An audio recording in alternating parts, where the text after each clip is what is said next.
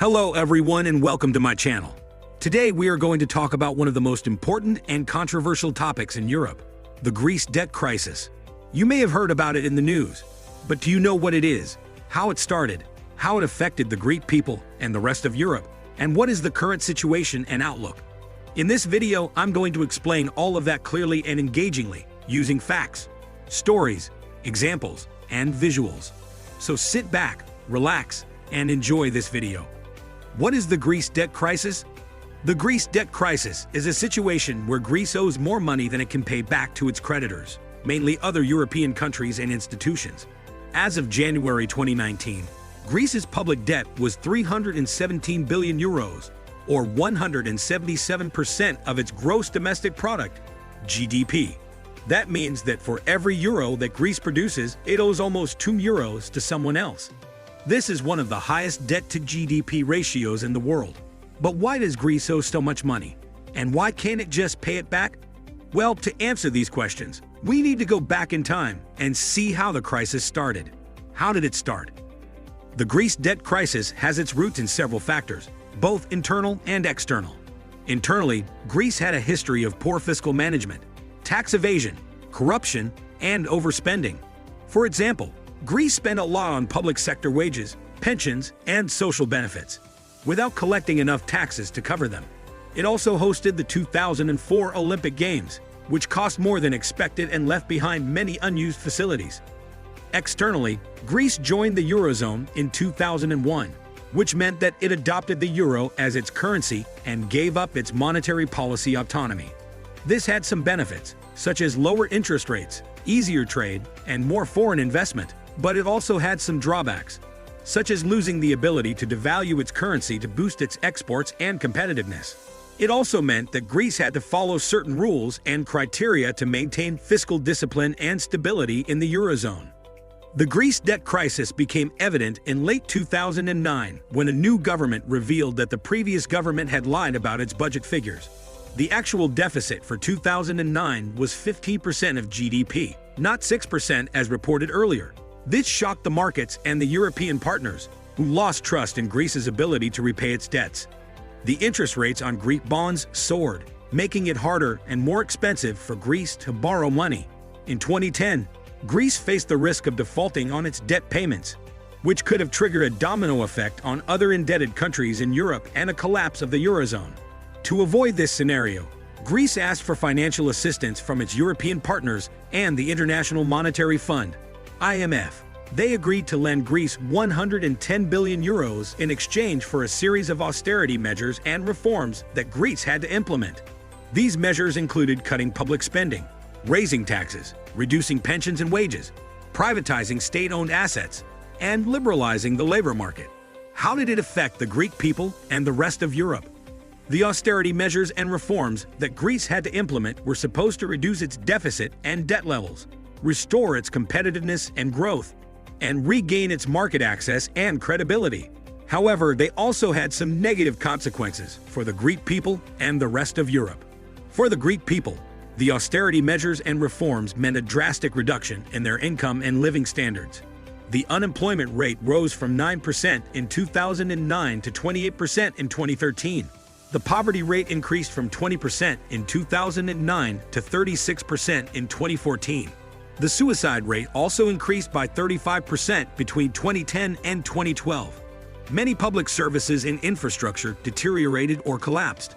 Many young and educated Greeks left the country or worked in low-skilled jobs. Many social movements and protests emerged, some of them violent or radical.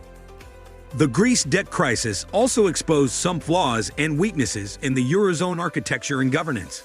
It showed that there was a lack of fiscal coordination and discipline among the member states, a lack of solidarity and trust among the partners and institutions, a lack of democratic accountability and legitimacy in the decision-making process, a lack of flexibility and responsiveness in the policy response, and a lack of growth and convergence in the economic performance. What is the current situation and outlook? The Greece debt crisis is not over yet, but it is not as acute as it used to be. Greece has made some progress and improvements in its fiscal and economic situation, as well as in its social and political situation. but it also faces many challenges and risks that could jeopardize its recovery and prospects. On the fiscal and economic front, Greece has completed 3 bailout programs and received a total of 326 billion euros in loans from its European partners and the IMF. It has also restructured its debt with private creditors, who accepted a 50% loss on their holdings.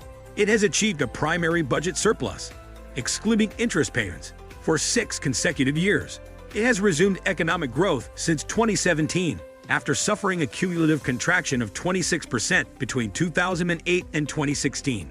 It has regained access to the financial markets and has been able to issue bonds at lower interest rates. However, Greece still has a very high public debt of about 180% of GDP, which limits its fiscal space and policy options. It still has to repay its loans to its creditors until 2060, which implies a long-term commitment and supervision. It still has a high unemployment rate of about 16%, with many young people leaving the country or working in low-skilled jobs. It still has a low investment level, which hampers its productivity and innovation potential. It still has a weak banking system, which is burdened by non-performing loans and low profitability. And it still has a damaged social fabric, which affects its cohesion and well-being. Greece still faces some challenges and risks that could undermine its social and political stability. It still has to deal with some unresolved issues and conflicts with its neighbors, such as Turkey, Cyprus, Macedonia, and Albania. It still has to cope with some external threats and pressures, such as migration flows, terrorism, populism, nationalism, and Brexit. It still has to confront some internal problems and challenges, such as corruption, inequality, poverty, education, health, and environment. Greece also needs to continue implementing structural reforms and fiscal discipline to maintain its credibility and stability. It needs to improve its tax administration, public administration, justice system, education system, health system, and business environment. It needs to enhance its competitiveness, innovation, productivity, and export potential. And it needs to address its long-term challenges, such as aging population, climate change, and digital transformation. However, the European Union still has some unfinished business and unresolved issues that could hamper its integration and cohesion. It still has to deal with some divergences and disagreements among its member states and institutions on various topics, such as fiscal policy, migration policy, foreign policy, and defense policy. It still has to cope with some uncertainties and changes in the global context, such as the rise of China, the decline of the US, the emergence of new technologies, and the spread of new diseases. And it still has to confront some threats and challenges, such as populism, nationalism, terrorism, Brexit, and COVID-19. The Greece debt crisis is not over yet, but it is not as acute as it used to be. Greece still has a long way to go to fully recover from the crisis and to achieve sustainable and inclusive growth. But it also has some opportunities and resources to make it happen. The future of Greece depends on its own efforts and choices, as well as on the support and cooperation of its European partners and allies. And that's it for my video about the Greece debt crisis. I hope you enjoyed this video and learned something new. If you did, please give it a thumbs up and subscribe to my channel for more videos like this. And don't forget to leave a comment below with your thoughts or questions about the topic. Thank you for watching and see you next time.